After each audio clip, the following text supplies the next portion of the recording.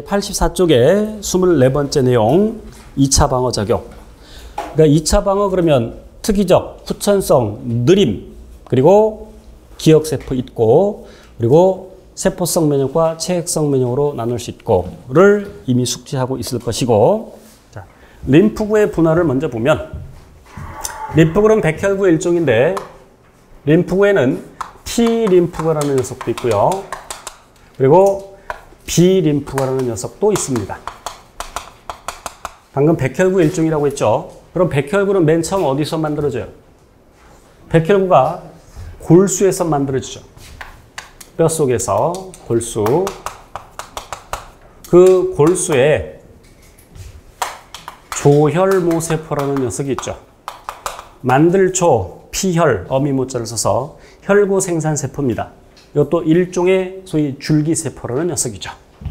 그 조혈모세포가 이제 세포 분열을 하면서 특정 세포로 바뀌는데 그것을 세포 분화라고 합니다. 적혈구로 분화되기도 하고 백혈구로 분화되기도 하고 그리고 거대 세포로 분화되기도 하고 그 거대 세포가 쪼개지는 것이 바로 혈소판이겠죠. 그러니까 엄밀히 말하면 혈소판은 세포가 아니고 세포 조각인 것입니다. 자, 이렇게 백혈구가 만들어지죠. 어디에서? 뼛속에서. 자, 그런데 어떤 녀석은, 어떤 백혈구는 아직 분화가 또 더 일어나야 되는데 어떤 녀석은 흉선으로 이동을 합니다. 흉선이라고 쓸게요. 고딩책에는 되게 가슴샘이라고 적혀 있습니다. 가슴흉, 샘선자를 써서. 흉선을 영어로 뭐라고 하냐면 영어 외울 필요 없는데 thymus 또는 thymus 대문자를 쓸까요? thymus. 그래서 흉선에서 분화가 된다 해서 T세포 또는 T림프구 이렇게 얘기하고, 자, 골수, B림프구는 골수에 남아서 최종적인 분화가 되는데, B림프구로 분화가 되는데, 골수를 영어로 뭐라고 하냐면 bone marrow. 자, 그래서 골수에서 분화되어서 여기 B세포라고 하죠.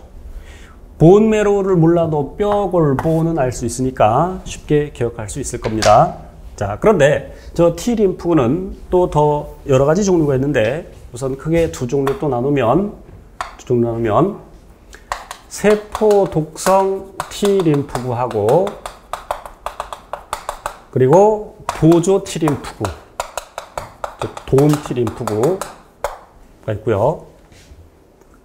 자, 그래서 이 B림프구와 세포 독성 T림프구를 도와주는 녀석이 누구냐면 바로 요 보조 T림프구입니다. 우선 84쪽 그림을 보고 갈게요. 자, 그림 첫 번째, 그림 24.1에 보면 림프구의 분화에서 골수의 조혈모세포로부터 골수에서 남아서 분화되는 것은 B림프구, 흉선, 즉 가슴샘으로 이동해서 분화되는 것은 T림프구. 그래서 혈관을 통해서 서로 이동을 하고 둘 다 혈관을 통해서 림프절이랄지 또는 지라로 이동을 하죠. 림프절은 절이 마디절자인데 그 아래 그림이 나와 있어요. 편도선이나 또는 여러 가지 림프절. 우리 몸이 좀 피곤해지거나 면역 기능 떨어지면 여기 목 붓는다고 하죠. 바로 림프절이 붓는 겁니다. 그래서 우리 그림에서 좀 알갱이 크게 보라색으로 그려놓은 부분들이 림프절에 해당이 되죠. 자, 그다음 85쪽으로 가서요. 85쪽으로 가서 이제 세포성 면역과 체액성 면역을 조금 구체적으로 설명을 드리겠습니다. 자, 이 세포독성 T림프구는 비활성 상태로 존재합니다. 자, 그런데 그 비활성 상태의 세포독성 T림프구를 활성화시키는 것을 도와주는 녀석이 누구냐면 바로 보조 T림프구죠. 그래서 활성 세포 독성 T림프구가 되고요. 자, 또한 이 보조 T림프구가 B림프구를 도와주는데 그래서 B림프구를 더 분화시키죠. B림프구를 형질세포라고 하는 녀석과 형질세포 그리고 기억세포. 고딩 수준에서는 기억세포 여기만 표시되어 있지만 실은 기억세포라는 것은 세포록성 T림프구의 기억세포도 있고 보조 T림프구의 기억세포도 있습니다. 여기서는 B림프구의 기억세포만 다루겠습니다. 자, 보조 T림프라는 녀석은 자, 여기가 기초반이지만 조금 더 깊이 들어가야 이해가 쉽기 때문에 제가 설명을 드릴게요. 자, 우선 보조 T림프구에게 그 누군가가 항원을 알려줘야 됩니다. 항원이 어떻게 생겼다는 것을 알려줘야 돼요. 자, 그런데 자, 아까 제가 이 전장에서 1차 방어가 먼저 일어나야지만이 2차 방어가 일어날 수 있다고 했습니다. 세포 중에 어떤 세포들은 항원 제시세포로 기능을 하는데 여기서는 그 예를 구체적으로 다 외울 필요는 없는데 그냥 제가 말로 설명하면 수지상 세포 써야 되겠네. 여기서는 참고만 합니다. 여기서는 나뭇가지 모양의 세포, 그리고 대식세포, 그리고 B림프구, B세포가 항원 제시세포로 작용할 수 있습니다. 물론 여기서 B림프구가 항원 제시세포로 작용하면서 조금 다르니까 빼버리고 그 나중에 심화반응에 가서 공부하고. 자, 그래서 요 수지상 세포나 대식세포가 세균을 먹었다. 세균을 먹는 걸 아까 식세포작용이라고 했죠. 그래서 식세포작용이 일어났어. 요 안에 지금 세균이 들어있는 거야. 그래서 형성된 작은 주머니를 식포라고 했죠. 그런데 그 안에 누가 들어있냐면 리소좀 또는 라이소좀, 리소좀이 들어있고 그 리소좀에는 무엇이 들어있다? 가수분해 효소가 들어있다. 물을 첨가해서 어떤 물질을 분해하는 요소를 가수분해 요소라고 합니다. 그래서 얘를 분해하고 그 항원 조각을 자기 세포에 있는 어떤 단백질에 붙여서 이렇게 알려줍니다. 지금 여기 세모로 표시한 부분이 항원 조각에 해당이 됩니다. 자, 이 녀석을 누구에게 알려주냐면 바로 보조 T림프에게 알려줍니다. 자, 그런데 항원의 특성을 결정짓는 부위가 있는데, 자, 그걸 이해하기 위해서는 이 보조 T림프구, 세포독성 T림프, 이 T림프구와 여기 B림프구의 수용체 단백질을 이해하셔야 됩니다. 이 기초반이나 기본반에서는 고등학생에서 이걸 구체적으로 언급 안 하기 때문에 학생들이 좀 어렵게 받아들일 수 있어서 제가 구체적으로 설명드리는데, 자, 우선 B림프구는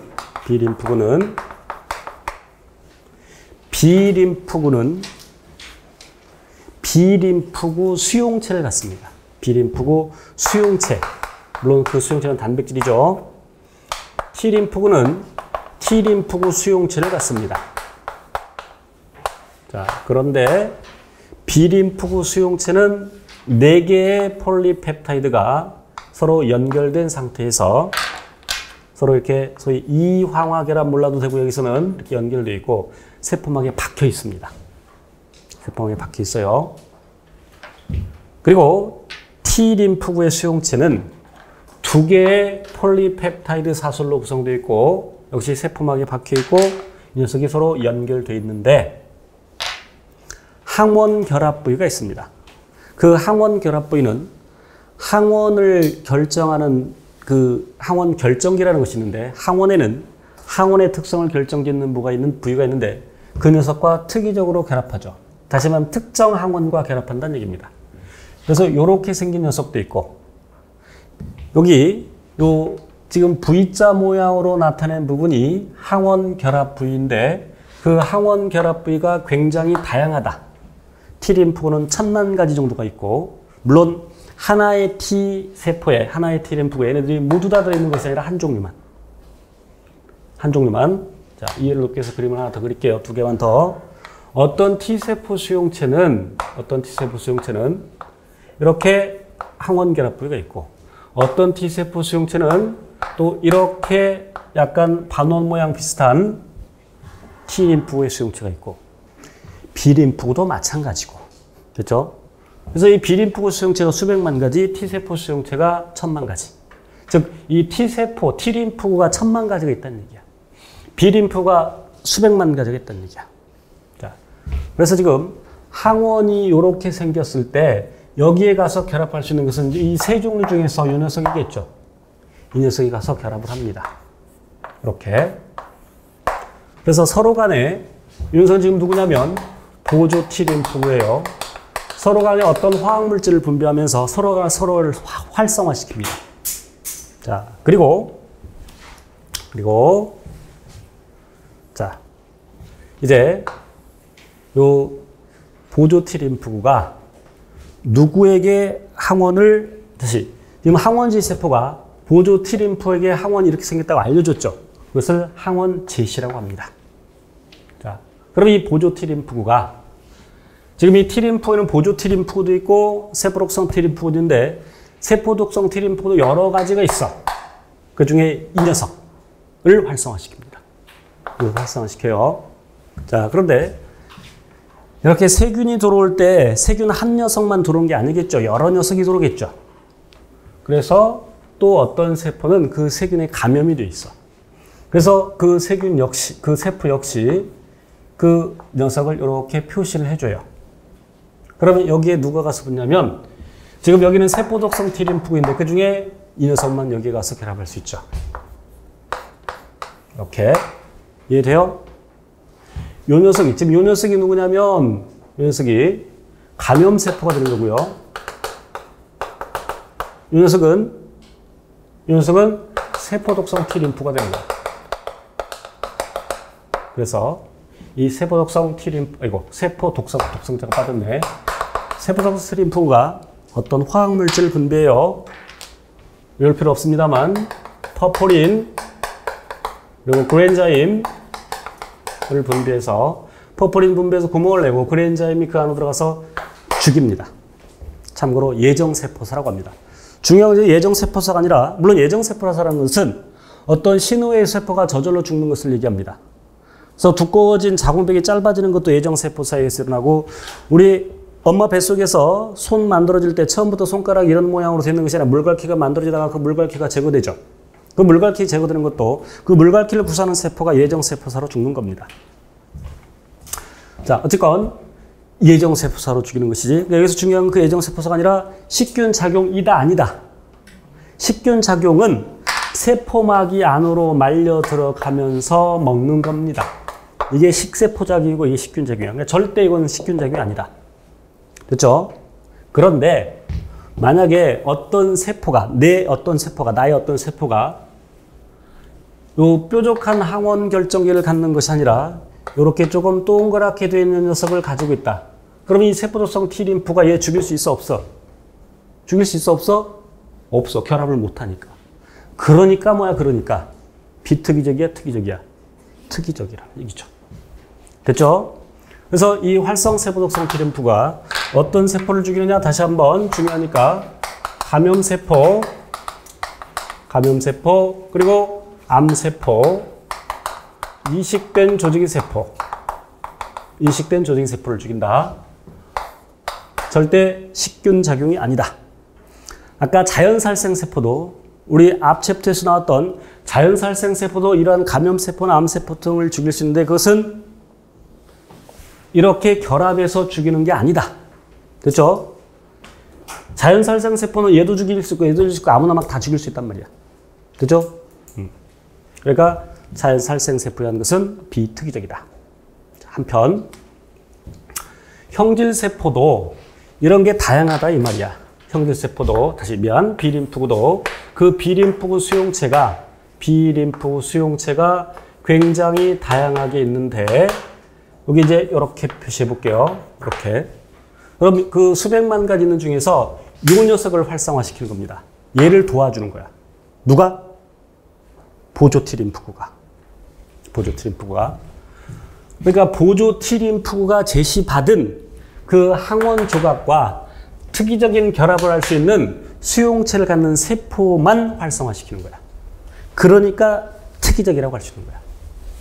그래서 그 B림프구가 이제 세포, 물론 이 과정도 세포 분열이 동반됩니다. 여기서 세포 분열이 막 일어나면서 세포 숫자가 특정 세포로 변하는 겁니다. 여기도 세포 분열이 마구마구 일어나면서 일부 세포는 형질 세포가 되고 일부 세포는 기억 세포가 되는데 이 기억 세포는 이 B림프가 똑같은 거예요. 그런데 이 기억 세포도 역시 이렇게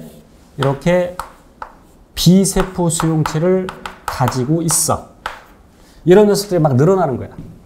그런데 형질세포와 기억세포의 차이가 뭐냐면 우선 기억세포는 수명이 수년 내지 수십 년. 형질세포는 수일, 며칠 안 돼. 자, 그런데 형질세포는 봐봐. B림프가 그냥 세포 분열하면서 여기 요 수용체를 만들었는데 수용체는 아닌데 수용체랑 비슷해. 얘랑 똑같은 걸 만드는데 여기 소위 요 부분을 막에 박혀 있는 부분을 참고만 하세요. 막 관통 영역이라고 해. 형질세포는 요 B세포 수용체와 비슷한 걸 만드는데 막 관통 영역 없이 만들어. 그러니까 막 관통 영역 없이 만들어서 이거를 이렇게 막에 싸서 여기에 이제 항체가 들어. 그게 바로 항체예요. 여기 막 관통 영역이 없으면 그게 항체라고. 이해돼? B세포 수용체가 만들어지는데 막 관통 영역이 없다? 그럼 그 B세포 수용체가 아니라 그것은 항체라는 얘기입니다. 됐죠? 그래서 그 녀석이 역시 막과 융합을 해서 밖으로 내보내면 그것이 항체로서 기능을 할 수 있다. 이런 얘기예요. 이해돼요? 자, 그런데 그 B림프 역시 다시 보조 T림프구도 자기가 제시받은 그 수용체에, 그 세포의 수용체에 결합한 어떤 특정 항원이 있겠죠? 그 항원과 특이적으로 결합할 수 있는 그런 수용체를 갖는 B림프구만 활성화시키는 겁니다. 그래서 이제 형질세포가 항체를 생산해서 분비하고 이렇게 세균이 있다고 칩시다. 그럼 세균의 항원이 이렇게 결합돼 있어. 붙어 있어. 그럼 여기에 항체가 이 녀석들이 가서 붙어. 대충 이렇게 붙어. 그래서 얘를 무력화시키죠. 그럼 요 지금 항원 결합 부위가 있어. 다시 요 항원 결정기가 있어야 또 다른 걸 감염시킬 텐데 다 에워싸져 버려 있으니까 말이 좀 이상하다. 에워싸져 있으니까 이 녀석이 우리 세포를 공격하지 못하는 거죠. 이해돼? 자, 그런데 어떤 세균이 또 이렇게 있다. 어떤 세균인데 항원 결정기가 이렇게 생겼다. 그럼 여기 가서 결합을 해? 못해. 그죠? 그러니까 역시 특이적이라는 거야. 자, 그래서 그 항체가 어디에 들어있어? 체액에 들어있어. 그래서 체액성 면역이라고 하죠. 아까 세포독성 T 림프구에 한 그것은 세포성 면역이라고 하고요. 왜 세포가 직접 죽이니까.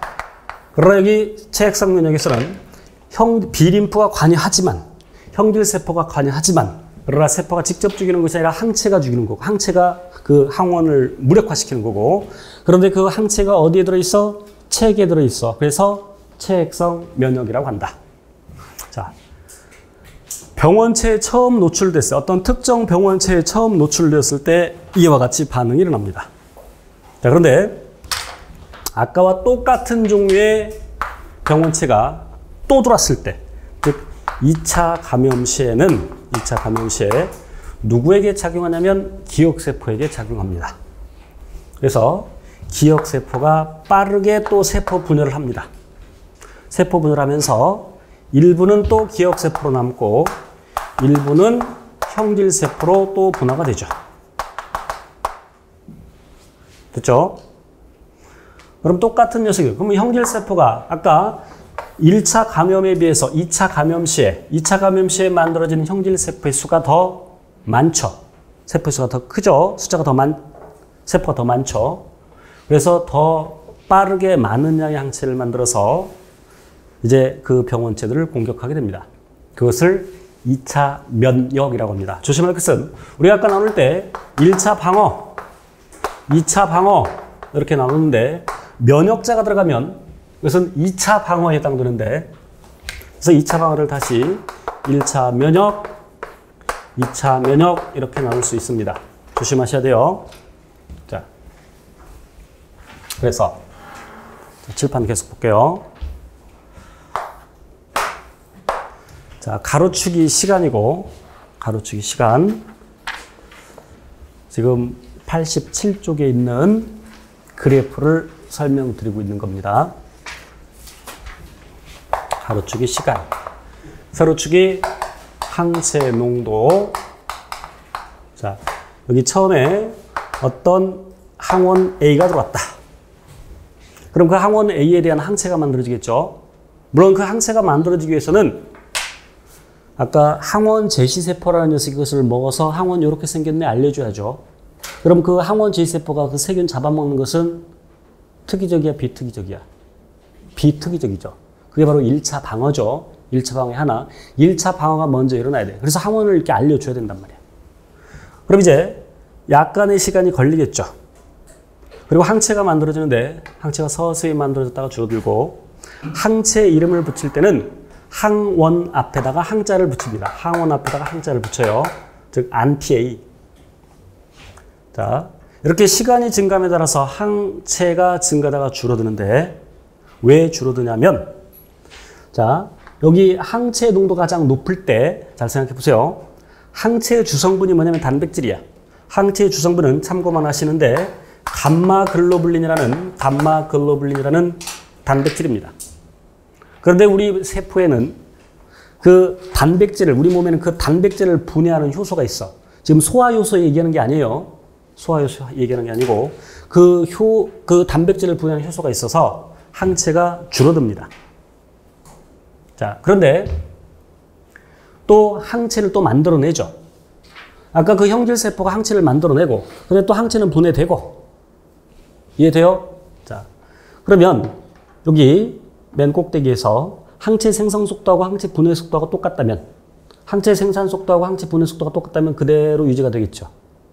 그런데 떨어진다는 얘기는 항체 생성 속도와 항체 분해 속도를 비교할 때 항체 생성 속도가 느려진다는 얘기죠. 왜? 그 항체를 만드는 세포 이름이 형질세포인데 형질세포의 수명이 며칠 안 된다고 그랬죠. 그래서 이때 잘 봐요. 이때 항체 농도가 감소하는 이유는 형질세포 수가 줄어들기 때문에, 형질세포의 수가 줄어들기 때문에. 자, 이렇게 항체가 감소하고 있을 때 이제 이 지점에 항원 A와 항원 B를 함께 집어넣어 줍니다. 자, 그런데 이렇게 항체를 만든다는 얘기는 이미 형질세포가 작용을 하는 거고, 형질세포가 만들어질 때는 형질세포는 어떤 세포가 변해서 된 거냐면 B림프구가 변해서 된 거죠. 그럼 B림프구가 막 세포 분열하면서 일부는 형질세포, 일부는 무슨 세포? 기억세포. 그런데 2차 감염이 일어났어. 그럼 기억세포가 또 막 세포 분열하면서 그 기억세포는 B세포예요. B림프구. 그 녀석이 또 막 세포 분열하면서 일부는 형질세포, 일부는 기억세포. 그럼 형질세포의 숫자가 막 늘어났죠. 그래서 이때 바로 항체가 휙 만들어져. 많이. 그래서 왼쪽을 1차 면역, 오른쪽을 2차 면역이라고 할 때 이렇게 또 떨어지겠죠. 자, 그럼 이 2차 면역이 1차 면역보다 다소 빠르죠. 어떤 세포 때문에? 기억세포 때문에. 이 내용이 매우 중요합니다. 자, 그런데 항원 B에 대한 항체는 만들어 본 적이 없죠. 이건 처음 들어온 거 이때.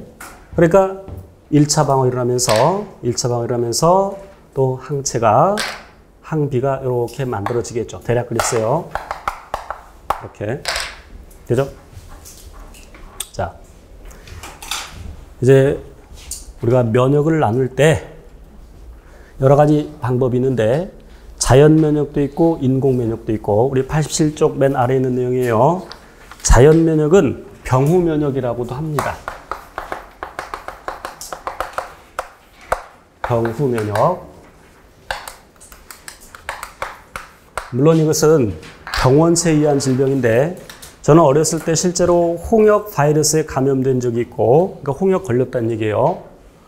백신 맞았어도 그게 100%가 아닐 수도 있죠. 백신 효과가, 예방 주사 효과가 100% 있는 건 아니죠. 독감 바이러스의 경우에도 그 예방 효과가 대략 한 70% 정도 된다고 하지. 어쨌건 저는 홍역을 앓은 적이 있어. 그럼 내 몸에는 이미 홍역 그 바이러스에 대한 무슨 세포가 만들어져 있어? 기억세포가 만들어져 있어. 나는 다시 홍역 바이러스에 감염되어도 홍역에 걸리지 않죠. 무슨 세포 때문에? 기억세포 때문에. 아까 언급한 것처럼 형질세포는 수명이 며칠 안 되지만 기억세포는 수년 내지 수십 년. 그래서 그것을 병우면역이라고 하고, 이제 인공면역은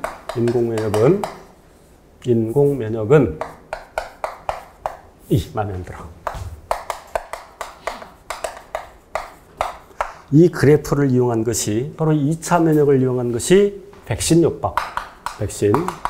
자, 백신은 아까도 얘기했습니다만 항원을 약화시켜서, 그러니까 세균이나 바이러스를 약화시켜서 넣어주거나 또는 세균이나 바이러스 가지고 있는 특정 그 물질, 그러나 내 몸에 없는 그 녀석이 항원으로 작용하겠죠. 그래서 한번 넣어줘봐. 자, 독감 백신 생각하면 돼요. 그럼 항원이 들어왔어? 그럼 항체 만들지? 그럼 그러는 사이에 무엇이 만들어져 있어? 기억세포가 만들어져 있어. 그럼 다음번에 진짜 독감 바이러스가 실제로 들어와도 이렇게 쉽게 항체 만들어서 독감 백신에 다시 독감에 걸리지 않겠죠. 그래서 요 기억세포, 결국 백신은 어떤 세포를 만들기 위해서? 기억세포를 만들기 위해서. 그러니까 백신은 항원을 넣어주는데 병 걸리기 전에 예방 차원에서 고, 그런데 이미 병에 걸렸어. 이미 병 걸렸는데 항원을 더 넣어주는 건 의미가 없겠죠. 근데 병에 걸렸어. 그럼 항체를 넣어줘야 되죠. 근데 그 항체가 어디에 들어있어? 혈청에 들어있어.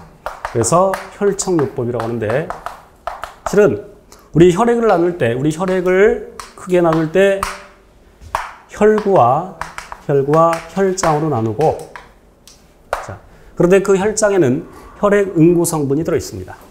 그런데 그 혈장에 항체가 들어있는 건 맞아요. 혈장에 항체가 들어있어. 그런데 그 혈장에서 혈액 응고 성분인, 참고만 하세요. 피브리노겐을 뺀 것을 혈청이라고 합니다.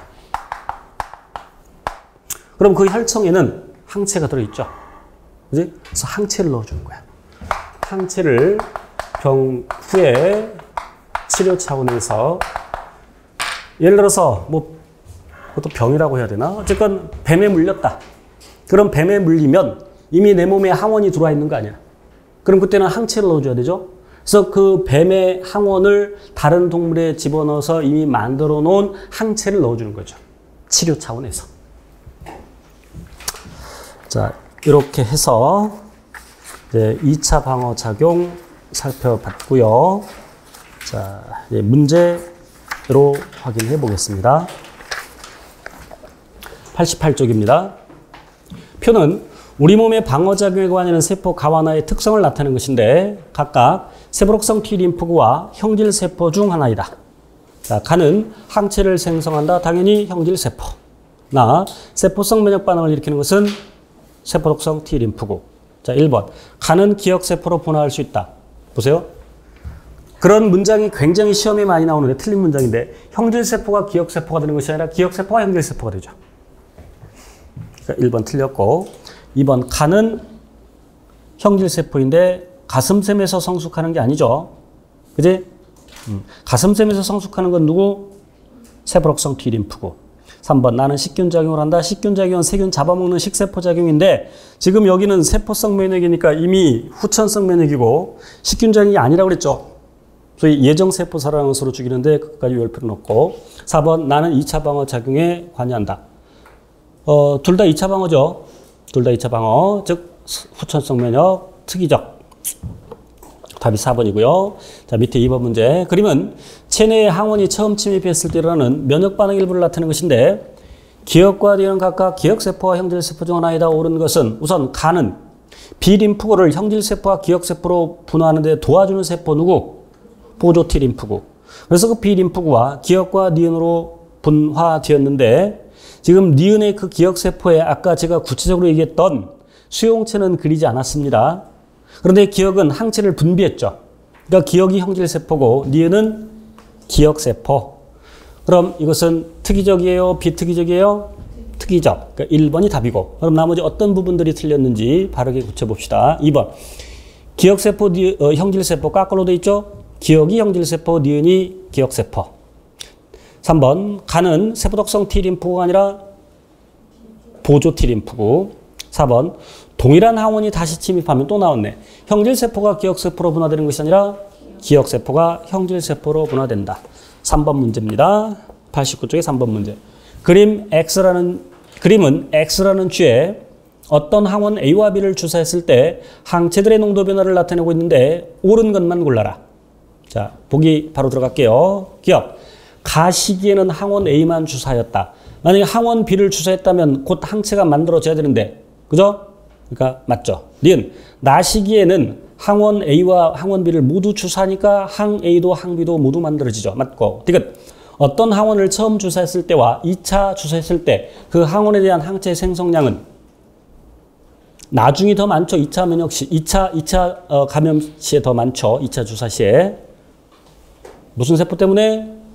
기억세포 때문에. 그래서 디귿은 틀린 내용. 답은 기인이 4번. 4번 문제. 다음은 어떤 바이러스가 인체에 감염되어 발생하는 병과 관련된 약품 A를 제조하는 과정인데 가 바이러스를 수집하고 선택하여 유정란에 넣어 배양한다. 여기서 배양한다는 얘기는 그 바이러스를 어떻게 한다는 얘기야? 숫자를 증가시킨다는 얘기야. 그런데 바이러스는 살아있는 세포에서만 살아가니까 유정란이어야 되겠죠. 그러니까 유정란은 거기 이제 쉽게 말하면 살아있는 세포, 그죠? 그러니까 수정란, 닭의 수정란이 만들어지고 그것이 이제 세포 분열을 계속할 거 아닙니까? 그러니까 살아있는 세포. 나 증식된 바이러스를 모아 농축하고 정제시킨다. 바이러스를 모은데요. 다 바이러스 단백질 껍질을 분쇄시키고 거기서 특이 항원만 순수 분리하여 약품 A로 사용한다. 그래서 그 항원을 넣어주겠다는 얘기죠. 그러니까 이것은 혈청요법입니까? 아니면 백신입니까? 백신. 그러니까 1번. 약품 A에는 이 바이러스에 대한 항체가 아니라 항원 들어있다. 2번. 약품 A를 이용하여 현재 감염된 바이러스 질병을 치료할 수 있다. 예방할 수 있다. 바이러스 질병의 치료는 항바이러스제입니다. 타미플루와 같은. 3번. 약품 A를 접종한 사람은 체내 이 항원에 대한 무슨 세포가 생성된다? 기억세포가 생성된다. 4번. 약품 A는 이 바이러스 외에 다른 바이러스에 대한 감염을 예방할 수 있다, 없다? 없다. 왜? 특이적이니까. 자, 이렇게 해서 24장 마치고 쉬었다가 하겠습니다.